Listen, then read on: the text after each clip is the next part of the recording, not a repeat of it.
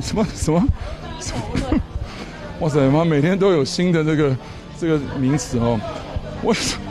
这选举是非常长的过程哦。现在才3月，明年1月选，我想这个民调起起伏伏、高高低低，这个可能一个事件就可以爆冲，也可能一句话就这样下跌哈。我想最重要是投票当天的民意最重要吧。在之前的这些民意，不管是各种民调，也有一些误差，也有一些这种是所谓制作过程的这些差别哈。所以我认为我不太在意，也不是很担心任何民调的原因，因为我认为这就是一个正史，这就是一个这个非常正常的现象。我相信最终的选举投票那一天才是最重要的。那就是金溥聪说啊，如果现在党想要征召侯友宜的话，应该直接征召，而不是公开征询。因为如果公开征询的话，会等于是挖洞给他跳的感觉。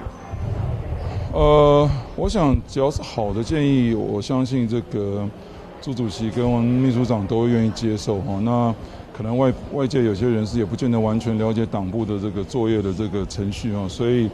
我想只要是好的建议，应该他们都是会来做一个通盘的考量啊，这个我相信。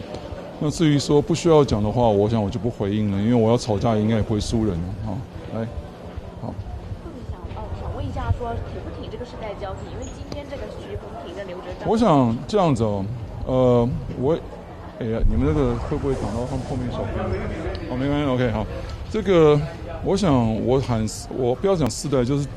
国民党这个世代的问题，从10年前我就开始在喊了哈。那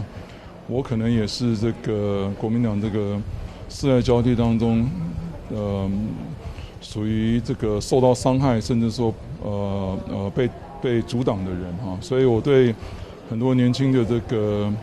同志们所遇到的这种挫折跟阻碍，我个人感同身受非常强烈啊。不过我想就是说，作为一个政党的组织，现在能做好的事情就是让这个竞争的规则公平啊、公开公正啊，让所有有意愿争取为民服务的这些朋友们都可以在一个这个公平的环境下来展现他们的能力，由所有的选民做最后的决断。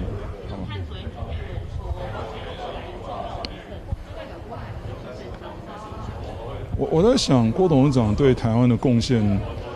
那不只是疫苗哈，包括这个台大的癌症医院，包括这个很多警眷的这个我们想说这个伤亡警察的这个眷属的照顾，还有很多社会公益，其实他为台湾做很多事情，所以郭董事长应该不只是蓝营重要资产，我认为也是国家重要资产，所以对这样的前辈来讲，我们一定是尊重，我们一定尊重。那至于说其他的部分，我想我们一定是尽量朝着能够团结所有的力量团结所有的这个台湾社会重要的这些朋友们呢一起来努力。我想这个目标我们是绝对不会改变的，好吗？所以是希望喊话郭台铭一起支持最强母鸡。我想从历史的教训已经告诉大家，只有团结才会赢国民党只要自己不要闹自己，其实永远都不会出问题国民党只要团结，基本上就已经赢了一半所以我想这样子的理念，如果可以得到贯彻的话，我认为明年台湾就会有希望。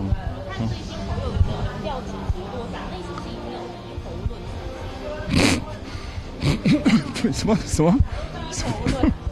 哇塞，妈，每天都有新的这个名词这选举是非常长的过程现在才3月，明年1月选，我想这个民调起起伏伏、高高低低，这个可能一个事件就可以爆冲，也可能一句话就这样下跌我想最重要是投票当天的民意最重要吧。在之前的这些民意，不管是各种民调，也有一些误差，也有一些这种所谓制作过程的这些差别所以我认为我不太在意，也不是很担心任何民调的原因。因为我认为这就是一个正史，这就是一个这个非常正常的现象。我相信最终的选举投票那一天才是最重要的。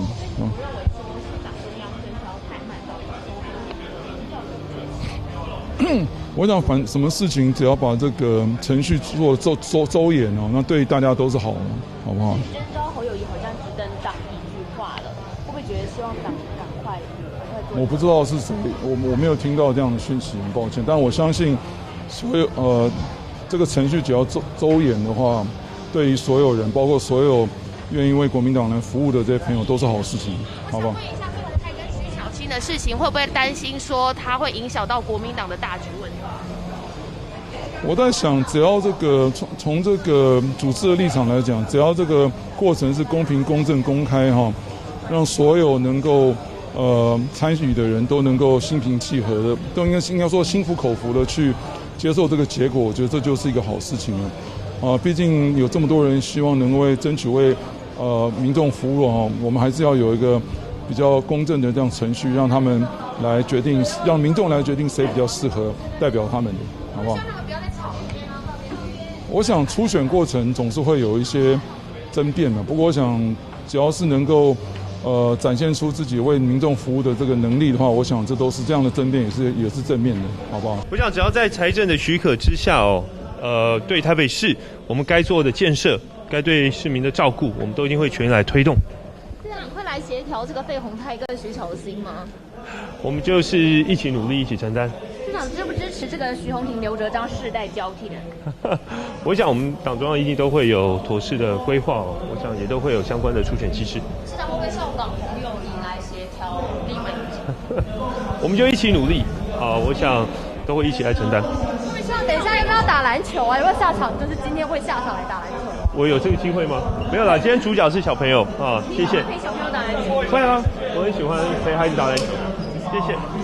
是，那是不是也希望说在世代交替这方面双北能够结盟？当然，这次的全国锦标赛就是新北跟台北市一起合作，那这个是连续第5届了。那徐宏庭议员一直跟我都非常关心篮球的运动，那我们希望把基层的篮球推广出去，所以我们在这5年当中，我们结了很多地方的资源。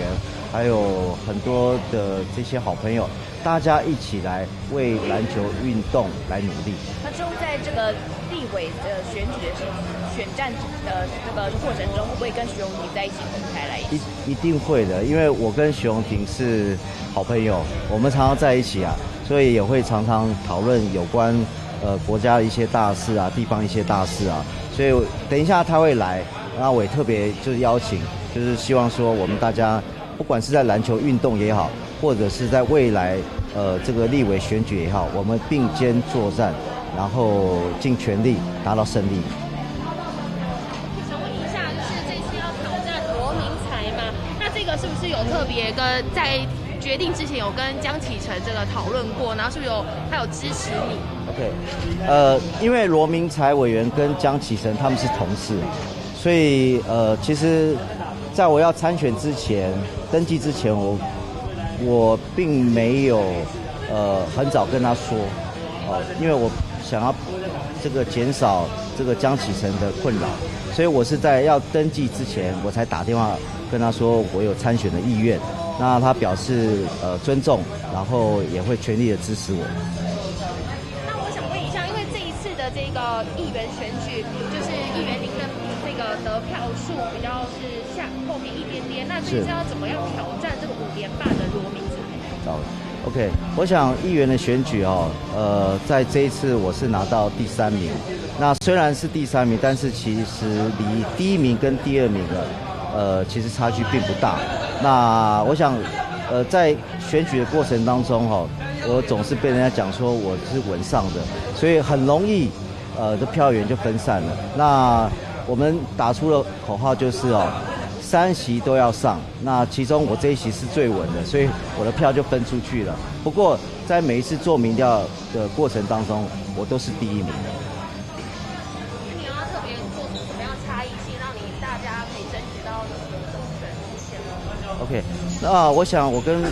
罗明才委员差异性，就是因为罗明才委员他是7连霸的委员。然后也是国民党最资深的，那我主要就是希望中央党部能够重视这个世代交替的问题，希望让优秀然后资深的委员进到不分区，然后让新人能够来挑战区域立委，让我们新店大文山地区能够创造1+1大于2的力量。